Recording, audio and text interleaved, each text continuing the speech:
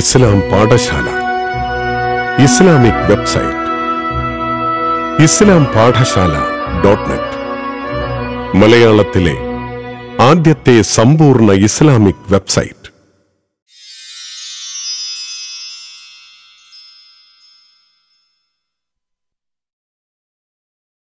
أرسله بالهدى ودين الحق ليظهره على الدين كله ولو كره المشركون. اللهم صل على محمد وعلى آل محمد كما صليت على إبراهيم وعلى آل إبراهيم وبارك على محمد وعلى آل محمد كما باركت على إبراهيم وعلى آل إبراهيم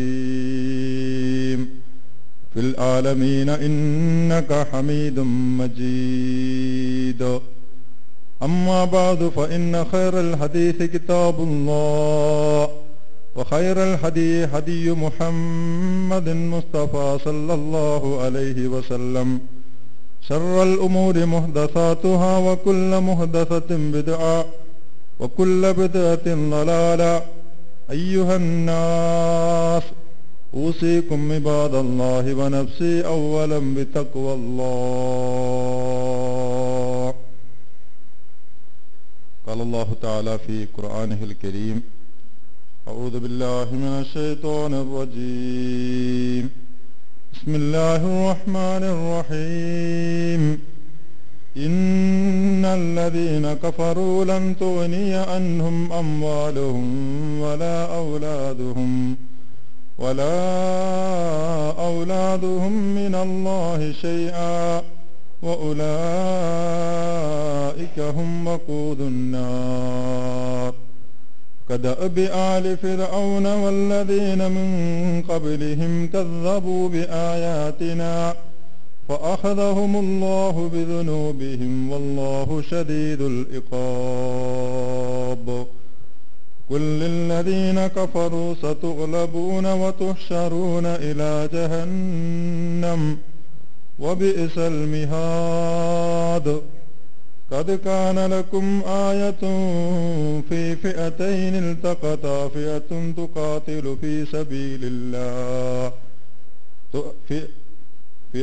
تقاتل في سبيل الله وأخرى كافرة يرونهم مثليهم رأي العين والله يؤيد بنصره من يشاء إن في ذلك لعبرة لأولي الأبصار.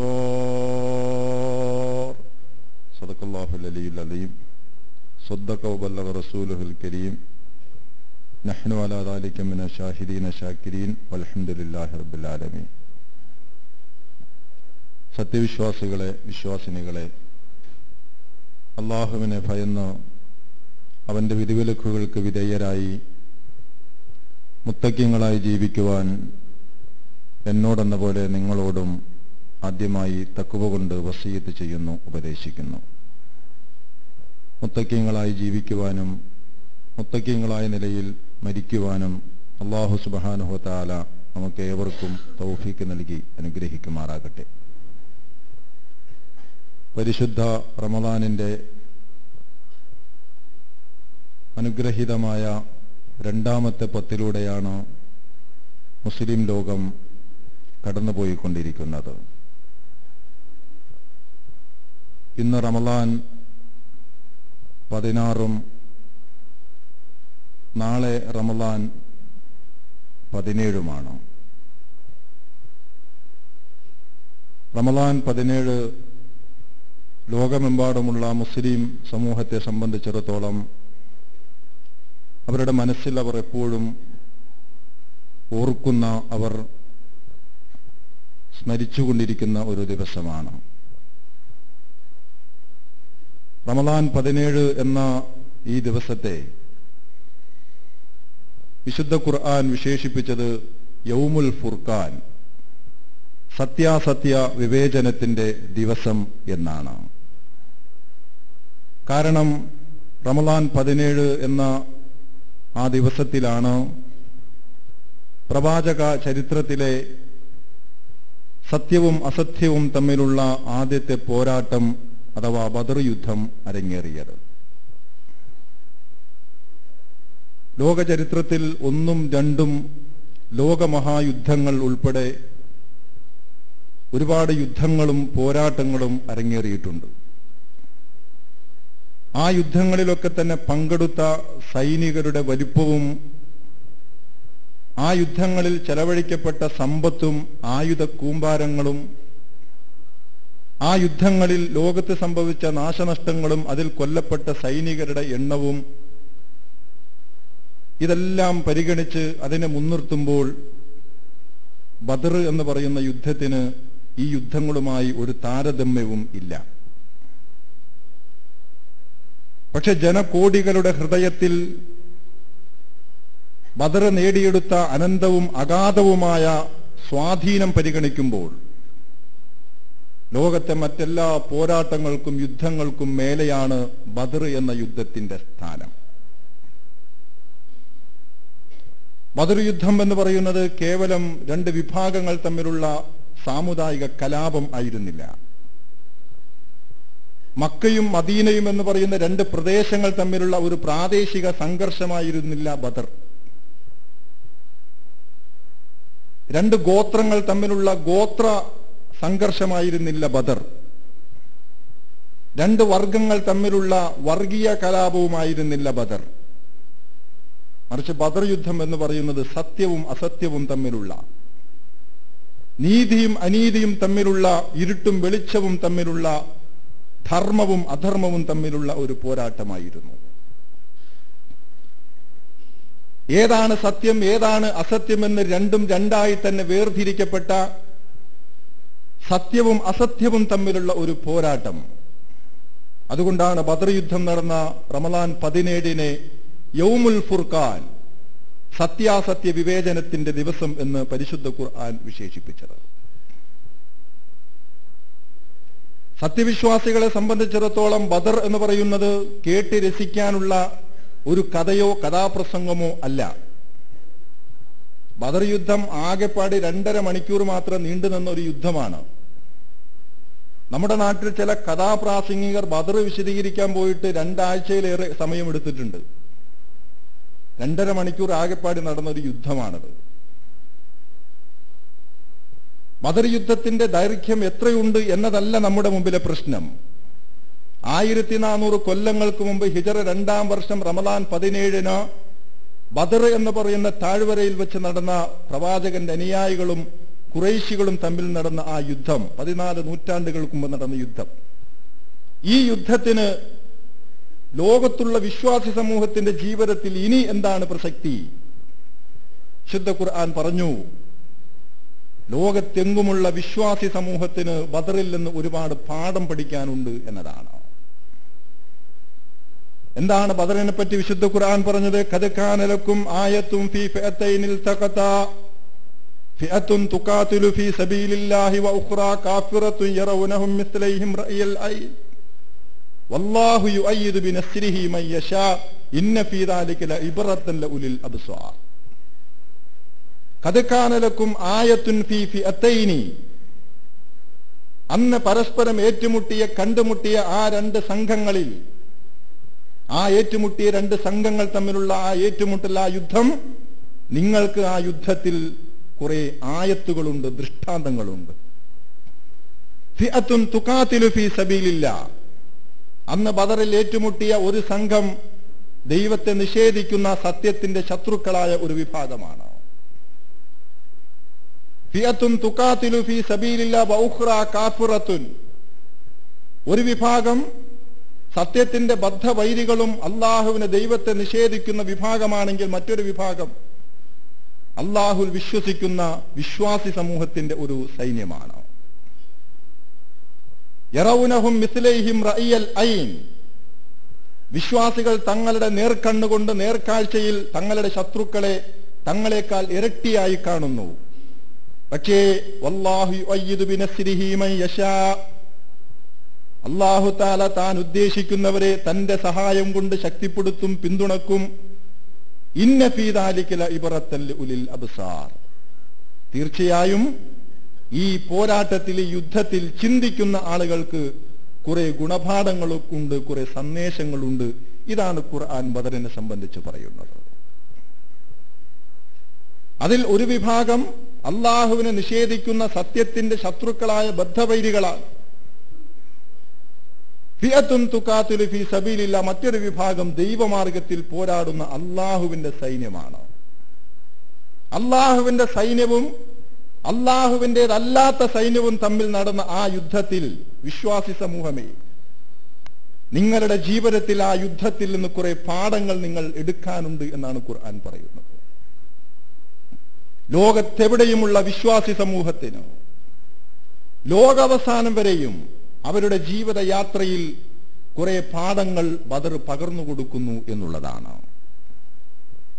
ബദർ നൽകുന്ന ഏറ്റവും ഒന്നാമത്തെ പാഠം, വിശ്വാസി സമൂഹത്തിന് ബദർ നൽകുന്ന മൗലികമായ ഒന്നാമത്തെ സന്ദേശം ദൈവിക സഹായത്തിന്റെ പാഠമാണ്. നസ്റുല്ലാഹ്, അള്ളാഹുവിന്റെ സഹായം. അള്ളാഹുവിന്റെ സഹായം അവൻ പിൻവലിച്ചാൽ പിന്നെ ഞാൻ ഇല്ല, പിന്നെ ഞങ്ങളെന്ന ഈ സമുദായമില്ല എന്ന അള്ളാഹുവിന്റെ സഹായത്തെക്കുറിച്ച പാഠമാണ് ബദർ വിശ്വാസി സമൂഹത്തിന് നൽകുന്ന ഒന്നാമത്തെ പാഠം. ശക്തൻ ദുർബലനെ കീഴ്പ്പെടുത്തുക എന്ന ലോക ഭൗതിക നീതിയെ തിരുത്തിക്കുറിച്ച ചരിത്രത്തിലെ ഒരു അവിസ്മരണീയ പോരാട്ടമായിരുന്നു ബദർ. എങ്കിൽ ആ അവിസ്മരണീയ സംഭവത്തിന്റെ പിന്നിൽ എന്തായിരുന്നു കാരണം? ആരായിരുന്നു അതിന്റെ പിന്നിൽ? ഭൗതികമായ വീക്ഷണത്തിലൂടെ നോക്കിയാൽ, ഭൗതിക മാനദണ്ഡം പരിഗണിച്ചാൽ ബദരീങ്ങൾ ഒരിക്കലും ബദറിൽ വിജയിക്കാൻ പാടില്ലായിരുന്നു. കാരണം തങ്ങളെക്കാൾ രണ്ടിരട്ടി ശേഷിയുള്ള ഒരു സംഘത്തെയാണ് പ്രവാചകനും അനുയായികൾക്കും നേരിടാനുള്ളത്. പ്രവാചകനെതിരെ യുദ്ധം പ്രഖ്യാപിച്ചുകൊണ്ട് അബൂജഹലിന്റെ നേതൃത്വത്തിൽ ഖുറൈശിപ്പട മക്കയിൽ നിന്ന് പുറപ്പെടുമ്പോൾ ഖുറൈശിപ്പടയുടെ എണ്ണം 1000-നും മേലെയാണ്. 1000-ന് മേലെ വരുന്ന ഖുറൈശിപ്പടയെ നേരിടാൻ പ്രവാചകന്റെ കൂടെയുള്ളത് ആകെ എണ്ണിയെടുക്കാവുന്ന 313 മാത്രം വരുന്നൊരു സഹാബികളുടെ സംഘം.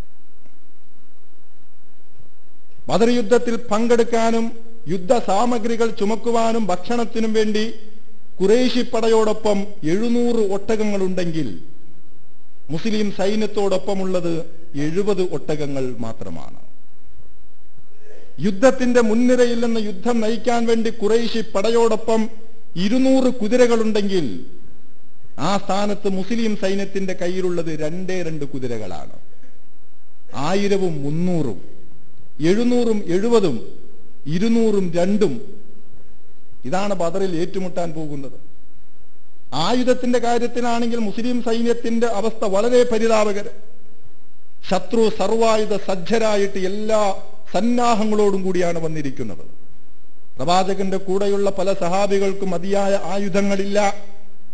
ബദറിലേക്ക് അവർ പുറപ്പെട്ടത് തന്നെ ഊഴം വച്ചിട്ടാണ്, വാഹനങ്ങളിൽ ഊഴം കയറിയാണ് അവർ ബദറിലേക്ക് എത്തിച്ചേർന്നത് എന്നാണ്. ആ രൂപത്തിൽ തികച്ചും ഭൗതികമായ സന്നാഹങ്ങൾ ദുർബലമായ ഒരു സൈന്യമാണ് സർവായുധ സജ്ജരായ ഒരു സൈന്യത്തെ ബദറിൽ നേരിടാൻ പോകുന്നത്. ബദർ യുദ്ധം ആരംഭിക്കുന്നതിന്റെ 3 ദിവസം മുമ്പേ തന്നെ ഖുറൈശിപ്പട ബദറിൽ വന്ന് തമ്പടിക്കുകയും ആ താഴ്വാരത്തിൽ വന്ന് തങ്ങുകയും ഒരേ ദിവസം തന്നെ ഒരുപാട് ഒട്ടകങ്ങളെ അറുത്ത് ആ അറുത്ത ഒട്ടകങ്ങളുടെ തോല് മുസ്ലിം സൈന്യം കാണെ ആകാശത്തേക്ക് ഇങ്ങനെ വലിച്ചെറിഞ്ഞു. ഞങ്ങളുടെ ശക്തി, ഒരു ദിവസം ഞങ്ങൾ ഇത്ര കണ്ട് ഒട്ടകങ്ങൾ അറുത്ത് ഞങ്ങൾ ഭക്ഷിക്കുന്നുണ്ട്, ഞങ്ങളുടെ കൂടെ ഇത്രമാത്രം ആളുണ്ട് എന്ന് വരുത്താൻ ഒട്ടകങ്ങൾ അറുത്ത് അതിന്റെ മാംസം വേവിച്ച് അതിന്റെ തോല് ആകാശത്തേക്ക് വലിച്ചെറിഞ്ഞ് വലിയ വലിയ തീക്കുണ്ടാരങ്ങൾ ഉണ്ടാക്കി ആ കത്തുന്ന തീക്കുണ്ടാരത്തിന്റെ ചുറ്റും മദ്യപിച്ച് നർത്തകിമാരോടൊപ്പം ഖുറൈശിപ്പട നൃത്തം ചവിട്ടുകയായിരുന്നു. വാദ്യമേളങ്ങളുടെ അകമ്പടിയോടെ, ശബ്ദകോലാഹലങ്ങൾ. കാണട്ടെ മുസ്ലിങ്ങൾ ഞങ്ങളുടെ ശക്തി, ഞങ്ങളുടെ ഗാംഭീര്യം, ഞങ്ങളോട് കളിക്കാൻ വരരുത് എന്ന സന്ദേശം കൊടുക്കുകയായിരുന്നു മുശ്രിക്കുകൾ. വരാനിരിക്കുന്ന യുദ്ധത്തിൽ വിജയം തങ്ങൾക്കൊപ്പമാണ് എന്ന കാര്യത്തിൽ തരിമ്പും സംശയം ഖുറൈശി പടക്കില്ലായിരുന്നു.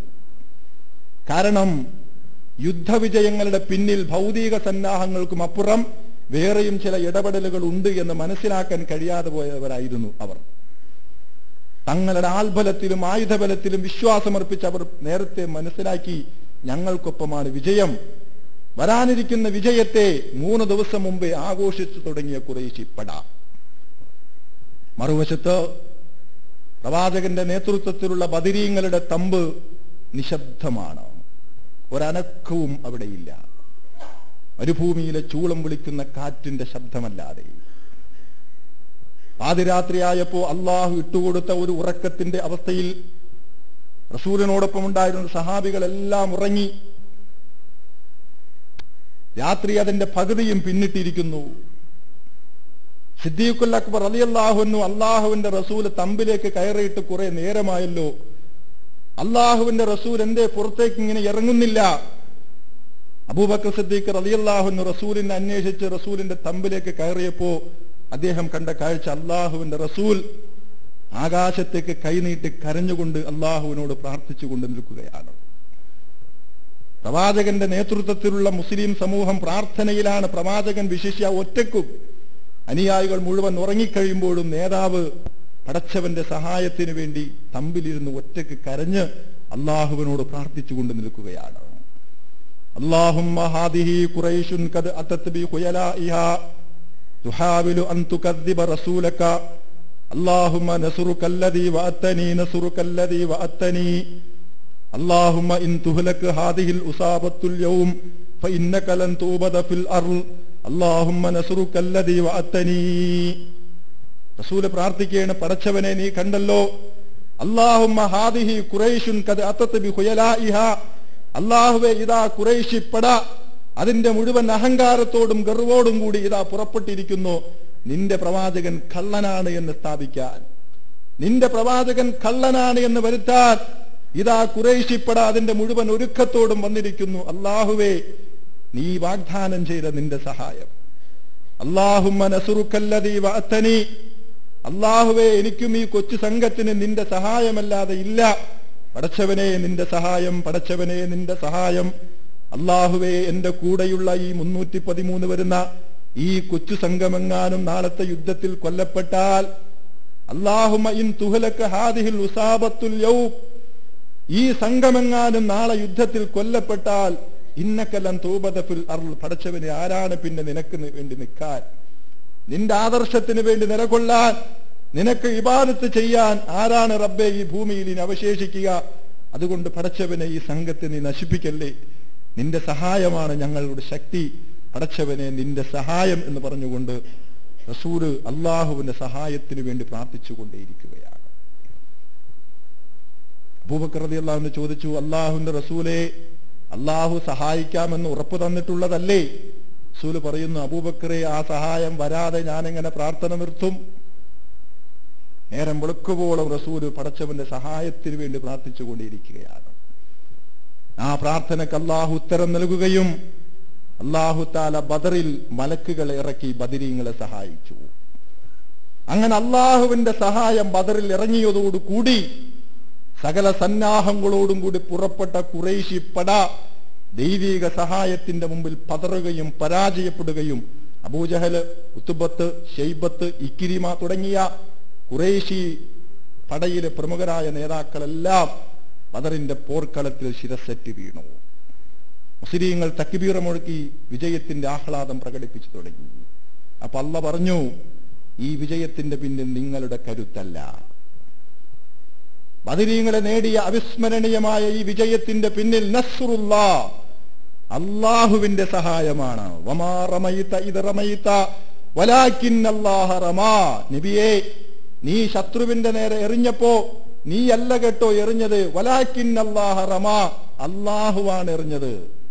അല്ലാഹുവിന്റെ ഏറായിരുന്നു അത്, അതുകൊണ്ടാണ് അത് കുറിക്കൊണ്ടത്, നീയല്ല എറിഞ്ഞത്. യുദ്ധം ആരംഭിക്കുന്നതിന് മുമ്പ് റസൂല് ബദറിൽ നിന്ന് ഒരു പിടി മണ്ണ് വാരിയിട്ട് ശത്രുവിന്റെ നേരെ ഷാഹത്തിൽ വുജൂഹ്, മുഖങ്ങൾ വികൃതമാകട്ടെ എന്ന് പറഞ്ഞുകൊണ്ട് തന്റെ സൈന്യത്തിന് ആവേശം കൊടുത്തുകൊണ്ട് മുന്നോട്ട് പോകുമെന്ന് പറഞ്ഞ് ഇങ്ങനെ മണ്ണ് വാരി എറിഞ്ഞിരുന്നു.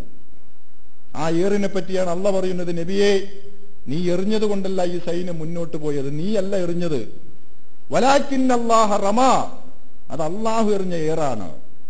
ഫലം തഖ്തുലൂഹും വലാകിന്നല്ലാഹ ഖതലഹും, നിങ്ങളല്ല അവരെ കൊന്നത്, നിങ്ങളുടെ കരങ്ങളും ആയുധങ്ങളുമല്ല എതിരാളികളെ തറപറ്റിച്ചത്. വലാകിന്നല്ലാഹ ഖതലഹും, അള്ളാഹുവാണ് അവരെ കൊന്നത്, അള്ളാഹുവാണ് അവരെ പടക്കളത്തിൽ പരാജയപ്പെടുത്തിയത്, നിങ്ങളല്ല അവരെ കൊന്നൊടുക്കിയത്, അള്ളാഹുവാണ് അവരെ കൊന്നത്.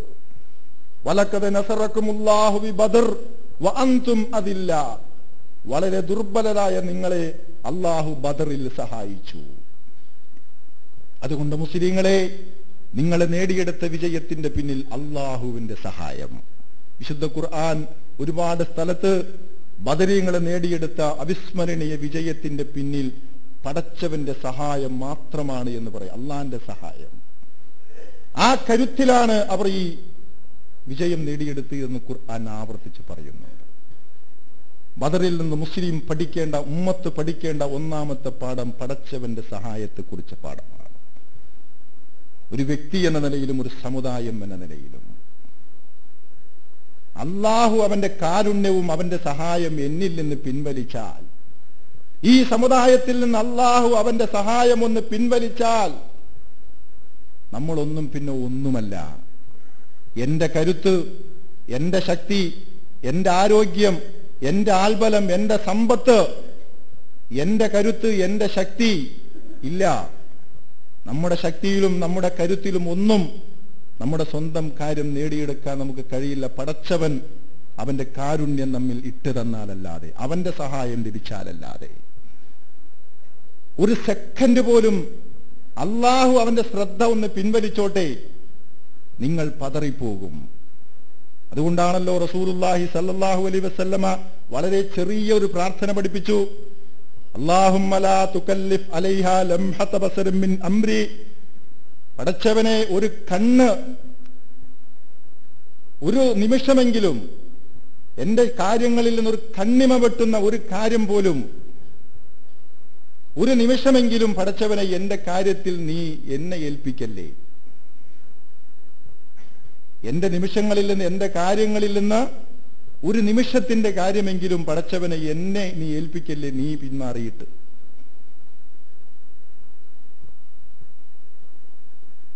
ഒരു കണ്ണിമ വെട്ടുന്ന നിമിഷമെങ്കിലും എന്റെ കാര്യത്തിൽ നിന്ന് പടച്ചവനെ നിന്റെ ശ്രദ്ധ നീ പിൻവലിക്കല്ലേ, എന്റെ കാര്യത്തിൽ നീ എന്നെ തന്നെ ഏൽപ്പിക്കല്ലേ എന്ന് റസൂലുള്ളാഹി സ്വല്ലല്ലാഹു അലൈഹി വസല്ലം പ്രാർത്ഥിച്ച ഒരു പ്രാർത്ഥനയുണ്ട്. കാരണം അത്രയും സത്യവിശ്വാസിയുടെ ജീവിതത്തിൽ അള്ളാഹുവിന്റെ സഹായം അനിവാര്യമാണ്. ആ സഹായം കൊണ്ടാണ് ബദറിൽ ബദരീങ്ങൾ അവിസ്മരണീയമായ വിജയം നേടിയെടുത്തത്. ഈ അള്ളാഹുവിന്റെ സഹായം എങ്ങനെ ലഭിക്കും? അല്ലാഹു പറഞ്ഞല്ലോ, ഇൻ തൻസുറുക്കുമുല്ലാഹു ഫലാ ഗാലിബ ലക്കും വഇൻ യഖ്ദുൽക്കും ഫമൻ ദല്ലദി യൻസുറുക്കും മിൻ ബഅദി. മുസ്ലിങ്ങളെ, അള്ളാഹു എങ്ങാനും നിങ്ങളെ സഹായിച്ചാൽ ഫലാ ഗാലിബ ലക്കും, നിങ്ങൾ അതിജയിക്കാൻ ഈ ലോകത്ത് ഒരു ശക്തിക്കും കഴിയില്ല. അള്ളാഹു നിങ്ങളെ സഹായിക്കാൻ തീരുമാനിച്ചാൽ നിങ്ങളാണ് ഈ ലോകത്ത് ഏറ്റവും വലിയ ശക്തി. പക്ഷേ വഇൻ യഖ്ദുൽക്കും, അള്ളാഹു എങ്ങാനും നിങ്ങളെ കൈവിടാൻ തീരുമാനിച്ചാൽ ഫമൻ ദല്ലദി യൻസുറുക്കും മിൻ ബഅദി, പിന്നെ നിങ്ങളെ സഹായിക്കാൻ ആരാണ് ഈ ലോകത്തുള്ളത്? ഇങ്ങനെ ഖുർആൻ ചോദിക്കുന്നുണ്ടെങ്കിൽ അതിന്റെ അർത്ഥം എന്താ? അള്ളാഹു ഈ സമുദായത്തെ സഹായിക്കുക മാത്രമല്ല, അള്ളാഹു ഈ സമുദായത്തെ ചിലപ്പോഴൊക്കെ കൈയൊഴിയും എന്നുമല്ലേ അതിന്റെ അർത്ഥം? അതുകൊണ്ട് എന്തുകൊണ്ട് അള്ളാഹു ഈ സമുദായത്തെ സഹായിക്കണം? എന്തുകൊണ്ട് അള്ളാഹു ഈ സമുദായത്തെ ചിലപ്പോൾ സഹായിക്കുന്നില്ല? ഇവിടെയാണ് ബദരീങ്ങളെയും നമ്മൾ പഠിക്കേണ്ടത്. എന്തേ അള്ളാഹു ബദരീങ്ങളെ സഹായിച്ചു? വിശുദ്ധ ഖുർആൻ അള്ളാഹുവിന്റെ സഹായത്തെ പറ്റി പറയുന്ന ഒരു പരാമർശമുണ്ട്.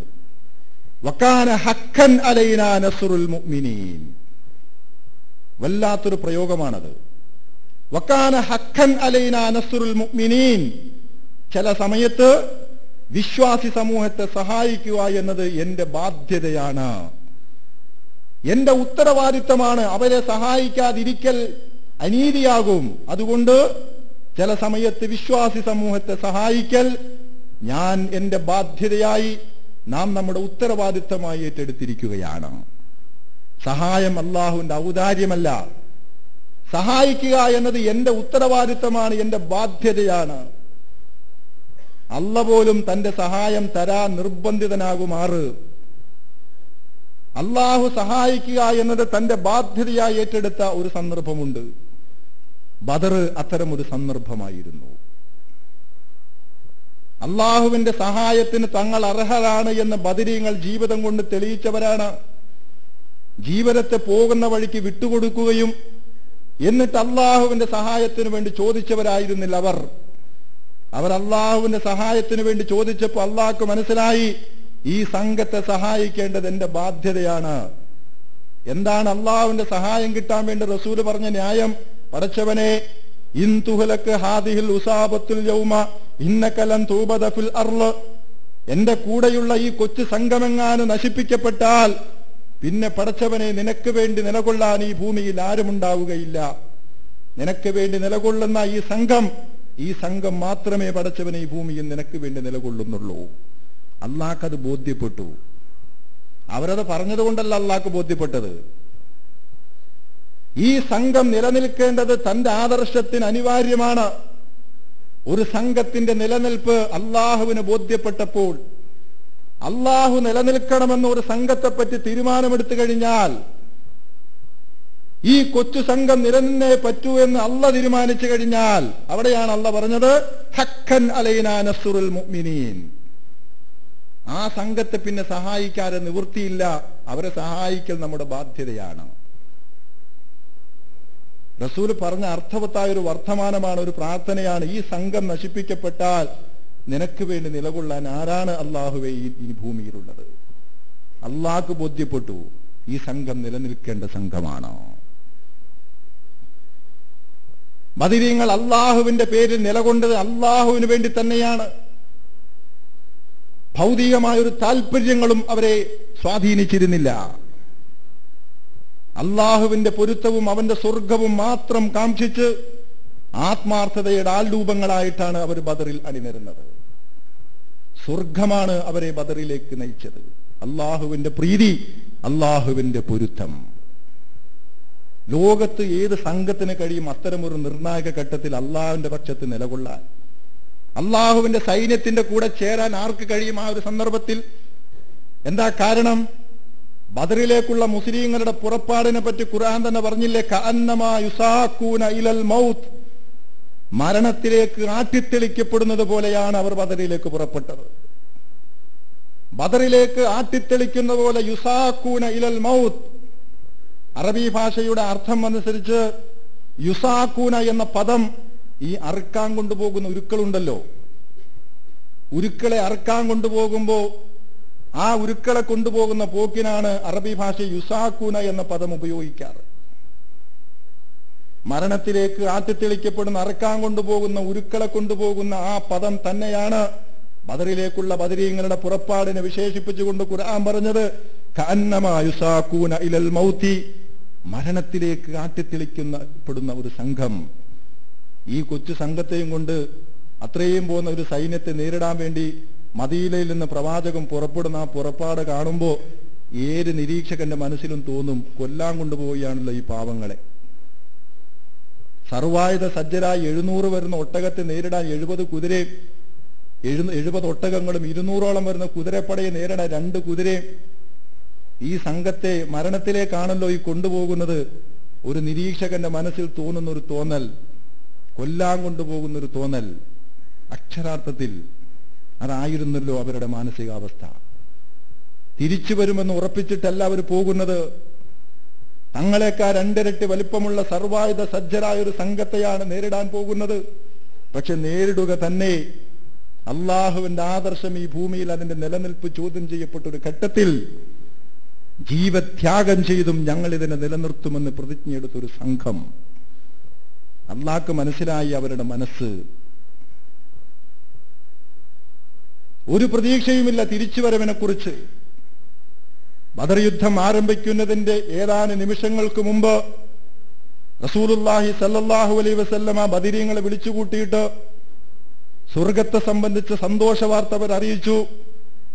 നടക്കാനിരിക്കുന്ന ഈ യുദ്ധത്തിൽ നിങ്ങളിൽ ആരെങ്കിലും രക്തസാക്ഷികളായാൽ ആരാണോ ബദറിൽ ഷഹീദായി വീഴുന്നത്, അള്ളാഹുവിന്റെ സ്വർഗവും സ്വർഗത്തിൽ അനുഗ്രഹങ്ങളും ഞാനിതാ അവർക്ക് ഉറപ്പു നൽകുന്നു. ബദറിൽ ഷഹീദാകുന്നവർക്ക് സ്വർഗം ഞാനിതാ ഉറപ്പു നൽകുന്നു എന്ന് പ്രവാചകന്റെ വാക്ക് കേട്ടപ്പോഴേക്കും കാരക്ക തിന്നുകൊണ്ടിരുന്ന സഹാബികൾ ഹബ്ബി ഹബ്ബി റീഹൽ ജന്ന, സ്വർഗത്തിന്റെ സുഗന്ധമേ അടിച്ചു വീശൂ എന്നിലേക്ക്, സ്വർഗത്തിന്റെ മണമേ നീ എന്നിലേക്കൊന്ന് വരൂ എന്ന് പറഞ്ഞുകൊണ്ട് അവർ സ്വർഗം കൊതിച്ച് ബദറിലേക്ക് എടുത്ത് ചാടുകയാണ്. സ്വർഗം കാംക്ഷിച്ച് മരണത്തിലേക്ക് എടുത്ത് ചാടുന്ന ഒരു സംഘത്തെ ഏത് ആയുധത്തിനാണ് പരാജയപ്പെടുത്താൻ കഴിയുക? ഏത് ആൽബലത്തിനാണ് ഈ സംഘത്തെ പരാജയപ്പെടുത്താൻ കഴിയുക? അതായിരുന്നു ബദരീങ്ങളുടെ മാനസികാവസ്ഥ. അവർ സ്വർഗം കാംക്ഷിച്ചുകൊണ്ട് ഷഹാദത്ത് വരിക്കാൻ എടുത്തു ചാടുകയാണ്. നിങ്ങൾ നോക്കണം, ബദറിന്റെ ആ സന്ദർഭത്തിൽ വളരെ നിർണായകമായ ഒരു സംഭവം നടക്കുന്നുണ്ട്. ബദർ യുദ്ധം നടക്കുന്നതിന്റെ തൊട്ടു മുമ്പ് നബി സല്ലല്ലാഹു അലൈഹി വസല്ലമ സൈന്യത്തിന്റെ സഫ് ശരിയാക്കുകയാണ്. സൈന്യത്തിന്റെ അണി നേരെയാക്കിക്കൊണ്ടിരിക്കുന്ന റസൂൽ സല്ലല്ലാഹു അലൈഹി വസല്ലമ അങ്ങനെ എല്ലാവരെയും പരിശോധിച്ച് റസൂൽ ഇങ്ങനെ പോവുകയാണ്. അപ്പോഴുണ്ട് സവാദ് എന്ന് പറയുന്ന ഒരു സഹാബി, സവാദ് റളിയല്ലാഹു അൻഹു എന്ന് പറയുന്ന ഒരു സഹാബി, അദ്ദേഹം സൈന്യത്തിൽ നിന്ന് നേരെ നിൽക്കാതെ വളഞ്ഞു നിൽക്കുന്നു. ഒരു യോദ്ധാവിന്റെ ശൈലിയിലല്ല നിൽക്കുന്നത്. റസൂല് തന്റെ കയ്യിലുണ്ടായിരുന്ന വടി കൊണ്ട് അദ്ദേഹത്തിന്റെ വയറ്റത്ത് കുത്തിയിട്ട് പറഞ്ഞു, സവാദ് നേരെ നിൽക്കുന്നത് യുദ്ധമാണ് എന്ന് പറഞ്ഞിട്ട് അദ്ദേഹത്തിന്റെ നഗ്നമായ ശരീരത്തിന്റെ വയറുഭാഗത്ത് റസൂല് തന്റെ വടി കൊണ്ട് ഇങ്ങനെ കുത്തി. ആ സഹാബിയുടെ മുഖം വല്ലാതെ വിവർണമായി. റസൂല് ചോദിച്ചു, സവാദേ, എന്റെ കുത്ത് നിന്നെ വേദനിപ്പിച്ചോ? തീർച്ചയായും റസൂലെ, താങ്കൾ എന്നെ വേദനിപ്പിച്ചു. സവാദേ, നിനക്കെന്നോട് പ്രതികാരം ചെയ്യണോ? തീർച്ചയായും എനിക്ക് താങ്കളോട് പ്രതികാരം ചെയ്യണം. അള്ളാഹുവിന്റെ റസൂൽ ഒരു മടിയുമില്ലാതെ ആ അനുചരന്റെ മുമ്പിൽ ഇതാ നീ പ്രതികാരം ചെയ്തോളൂ എന്ന് പറഞ്ഞ് തന്റെ ശരീരം കാണിച്ചു കൊടുക്കുകയാണ്. ആ സഹാബി പറഞ്ഞു, അല്ലാഹുവിന്റെ റസൂലേ, താങ്കൾ എന്നെ കുത്തുമ്പോൾ എന്റെ ശരീരത്ത് വസ്ത്രമുണ്ടായിരുന്നില്ല. എന്റെ ദേഹത്ത്, എന്റെ ചർമ്മത്തിലാണ് താങ്കൾ കുത്തിയത്. താങ്കൾ വസ്ത്രമിട്ടിരിക്കുന്നു. പ്രതികാരമാണെങ്കിൽ താങ്കളുടെ ശരീരത്ത് തന്നെ അത് കൊള്ളണം. അതുകൊണ്ട് താങ്കളുടെ വസ്ത്രം താങ്കൾ പൊക്കി കാണിക്കണം. സഹാബികളൊക്കെ ഇങ്ങനെ അത്ഭുതപ്പെട്ട് നിൽക്കണം. എന്താണ് ഇദ്ദേഹം ഈ പറയുന്നത്? അള്ളാന്റെ റസൂലിനോട് ഈ സമയത്ത് ഇങ്ങനെ പ്രതികാരം, പ്രവാചകനോട് എന്താ സവാദെ നിനക്കിങ്ങനെ പറ്റുന്നത് എന്ന് ആളുകൾ ചോദിക്കാൻ വെമ്പല് കൊണ്ട് നിൽക്കുകയാണ്. റസൂലാണെങ്കിൽ ഒരു മടിയുമില്ലാതെ തന്റെ വസ്ത്രം ഉയർത്തി കാണിച്ചുകൊണ്ട്, സവാദെ നീ ഇതാ പ്രതികാരം ചെയ്തുകൂടെന്ന് പറഞ്ഞ് അദ്ദേഹത്തെ സ്വയം റസൂല് തന്റെ ഈ അനുചരന്റെ മുമ്പിൽ സമർപ്പിക്കുകയാണ്. എല്ലാവരും അമ്പരന്ന് നിൽക്കുകയാണ്. ആ സമയത്ത് സവാദ് റളിയല്ലാഹു അൻഹു എന്ന ഈ സഹാബി മുട്ടുകുത്തി ഇരുന്നിട്ട് കരഞ്ഞുകൊണ്ട് റസൂലിന്റെ ശരീരം കെട്ടിപ്പിടിച്ചുകൊണ്ട് റസൂലിന്റെ ശരീരത്ത് ചുംബനമർപ്പിക്കുകയാണ്. തേങ്ങിക്കരയുകയാണ്. റസൂൽ എഴുന്നേൽപ്പിച്ച് ചോദിച്ചു, നിനക്ക് എന്ത് പറ്റി? നീ എന്നോട് പ്രതികാരം ചെയ്യുന്നില്ലേ?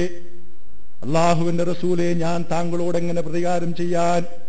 അള്ളാഹുവിന്റെ റസൂലിനോട് പ്രതികാരം ചെയ്യുകയോ? ഇല്ല റസൂലെ, ഞാൻ അങ്ങനെ സ്വപ്നത്തിൽ പോലും വിചാരിച്ചിട്ടില്ല. പക്ഷേ ഞാൻ ആഗ്രഹിച്ചു. ഞാൻ പ്രതികാരം ചെയ്യണമെന്ന് പറഞ്ഞത് താങ്കളെ വേദനിപ്പിക്കാനല്ല. താങ്കൾ അല്പം മുമ്പ് സ്വർഗത്തെപ്പറ്റി ഞങ്ങൾക്ക് സന്തോഷ വാർത്ത അറിയിച്ചല്ലോ. അള്ളാഹുവിന്റെ സ്വർഗത്തെപ്പറ്റിയും അവിടുത്തെ അനുഗ്രഹങ്ങളെപ്പറ്റിയും അവിടുത്തെ ജീവിതത്തെപ്പറ്റിയും താങ്കൾ അല്പം മുമ്പ് ഞങ്ങളോട് പറഞ്ഞല്ലോ. ഷഹീദാകുന്നവർക്ക്, ഈ യുദ്ധത്തിൽ ശുഹദാക്കളാകുന്നവർക്ക് താങ്കൾ സ്വർഗത്തെപ്പറ്റി പറഞ്ഞല്ലോ. അള്ളാഹുവിന്റെ റസൂലേ, ഞങ്ങൾ ബദറിലേക്ക് പുറപ്പെടാൻ പോവുകയാണ്, തിരിച്ചു വരില്ല. അതുകൊണ്ട് ലോകത്തോടുള്ള ഈ വേർപാടിന്റെ നിമിഷത്തിൽ താങ്കളുമായിട്ടുള്ള അവസാനത്തെ കൂടിക്കാഴ്ചയാണല്ലോ അള്ളാഹുവിന്റെ റസൂലേ.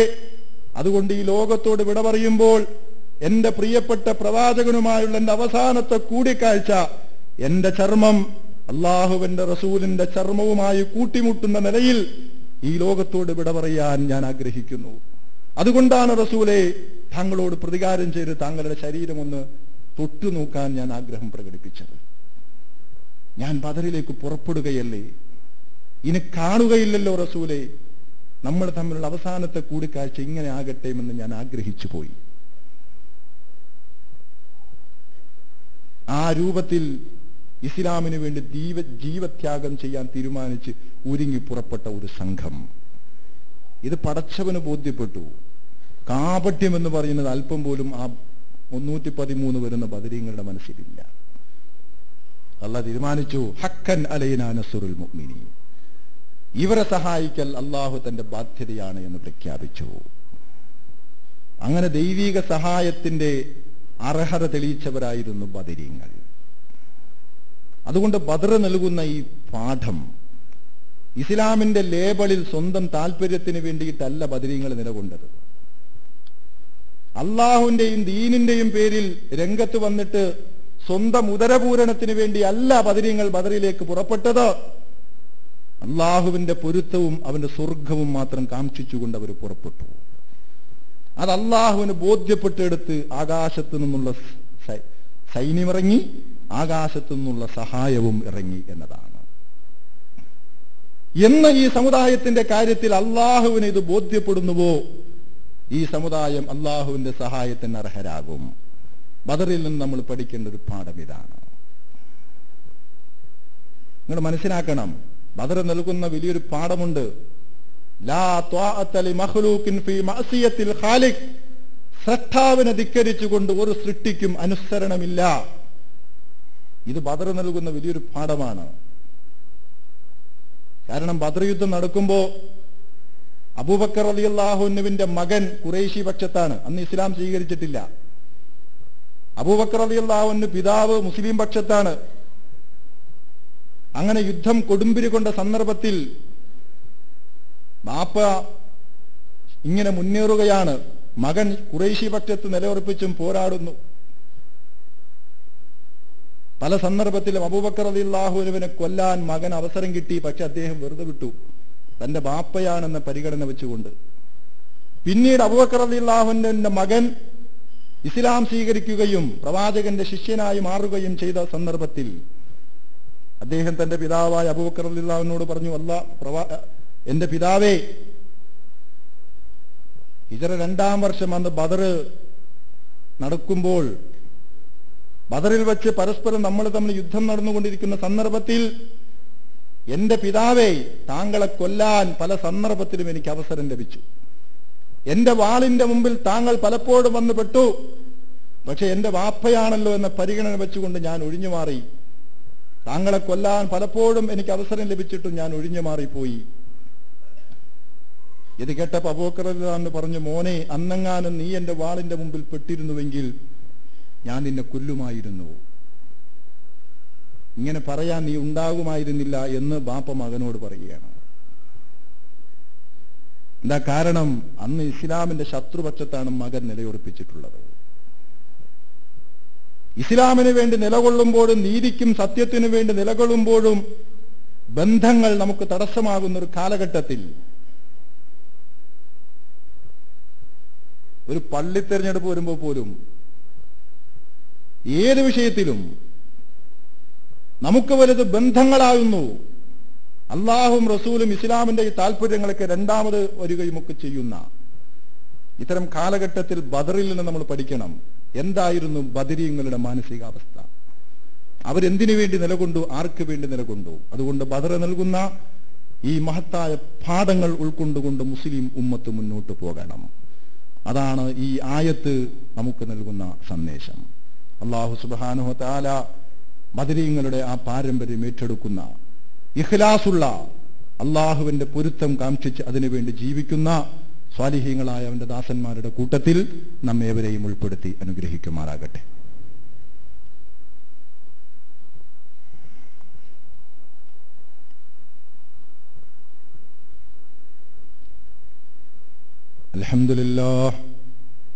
അൽഹംദുലില്ലാഹി റബ്ബിൽ ആലമീൻ. നഹ്മദുഹു വനസ്തഈനുഹു വനുഅ്മിനു ബിഹി വനതവക്കലു അലൈഹി ونعوذ بالله من شرور أنفسنا ومن سيئات أعمالنا من يهده الله فلا مضل له ومن يضلله فلا هادي له ونشهد أن لا إله إلا الله الملك القدوس السلام المؤمن المهيمن العزيز الجبار المتكبر سبحان الله عما يشركون اللهم صل على محمد وعلى آل محمد وبارك على محمد وعلى آل محمد كما صليت وباركت على إبراهيم وعلى آل إبراهيم في العالمين إنك حميد مجيد. أيها الناس أوصيكم عباد الله ثانيا بتقوى الله. يا أيها الذين آمنوا اتقوا الله حق تقاته ولا تموتن إلا وأنتم مسلمون.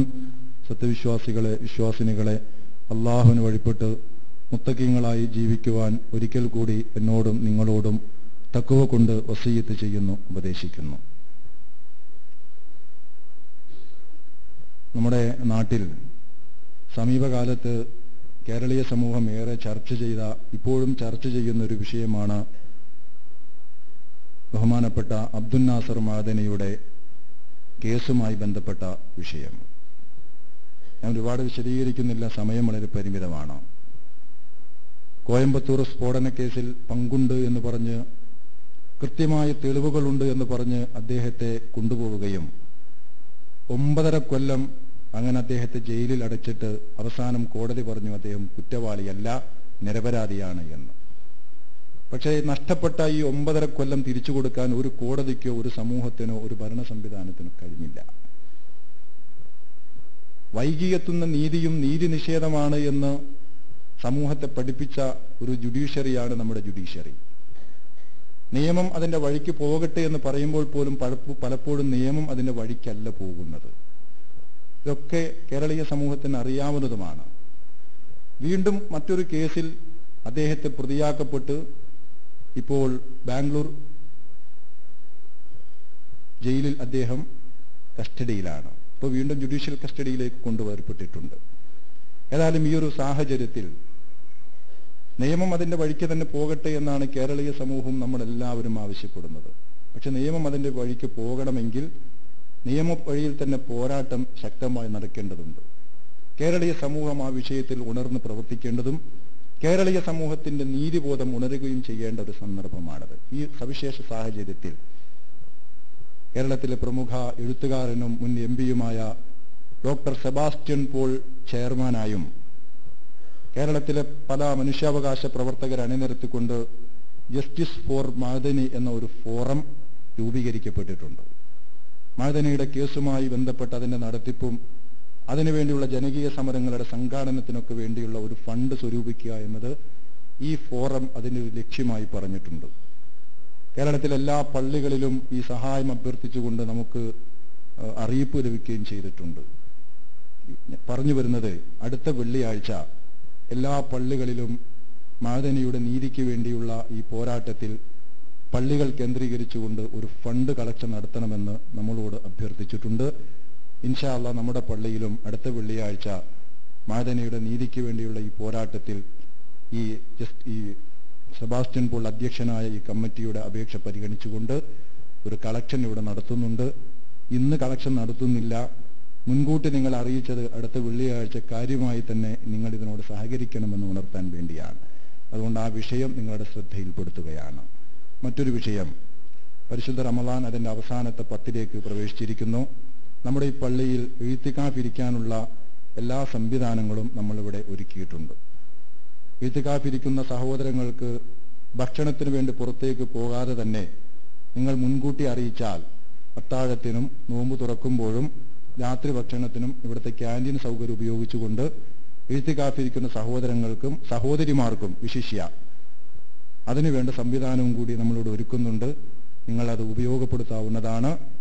ഖിയാമുൽ ലൈൽ, തഹജ്ജുദ് നമസ്കാരം അവസാനത്തെ 10 ഇമാമത്തോടു കൂടിയും നിർവഹിക്കുന്നൊരു സംവിധാനം ഇവിടെ ഒരുക്കിയിട്ടുണ്ട്. അത് ഉപയോഗപ്പെടുത്തണമെന്ന് ഉണർത്തുകയാണ്. ബയോപ്സിയുടെ റിപ്പോർട്ട് വന്ന് ക്യാൻസറാണ് എന്ന് സ്ഥിരീകരിക്കപ്പെട്ട ഒരു സഹോദരൻ ദുആ ചെയ്യണമെന്ന് നമ്മോട് വസിയത്ത് ചെയ്തിട്ടുണ്ട്. അല്ലാഹു സുബ്ഹാനഹു വ തആല ആ സഹോദരന്റെ രോഗത്തെ ശിഫയാക്കി കൊടുക്കുമാറാകട്ടെ. അദ്ദേഹം ആശങ്കപ്പെടുന്ന ആ ആശങ്കയിൽ നിന്ന്, ആ ഭീതിയിൽ നിന്ന് അള്ളാഹു എല്ലാ അർത്ഥത്തിലുമുള്ള മുക്തി അദ്ദേഹത്തിന് പ്രദാനം ചെയ്യുമാറാകട്ടെ. നമ്മുടെ കൂട്ടത്തിൽ വേദനിക്കുന്ന, രോഗം കൊണ്ട് പ്രയാസപ്പെടുന്ന എല്ലാവർക്കും അള്ളാഹു തആല ശിഫ നൽകി അനുഗ്രഹിക്കുമാറാകട്ടെ. അല്ലാഹുമ്മ ഗ്ഫിർ ലിൽ മുഅ്മിനീന വൽ മുഅ്മിനാത്ത് വൽ മുസ്ലിമീന വൽ മുസ്ലിമാത്ത് അൽ അഹ്യാഇ മിൻഹും വൽ അംവാത്ത് إنك مجيب الدعوات يا قاضي الحاجات طيب ثراهم واجعل الجنة مأواهم ربنا تقبل منا إنك أنت السميع العليم وتب علينا إنك أنت التواب الرحيم واغفر لنا يا غافر المذنبين وارحمنا بأنواع رحمتك يا أرحم الراحمين اللهم أجرنا من النار اللهم أجرنا من النار اللهم لا تشفي خلقنا بالنار ولا تجعلنا من حطب النار وادخلنا الجنة يا رب العالمين ربنا اغفر لنا ولإخواننا الذين سبقونا بالإيمان ولا تجعل في قلوبنا غلا للذين آمنوا ربنا إنك رؤوف رحيم الأموات إنك مجيب الدعوات يا قاضي الحاجات طيب ثراهم واجعل الجنة مأواهم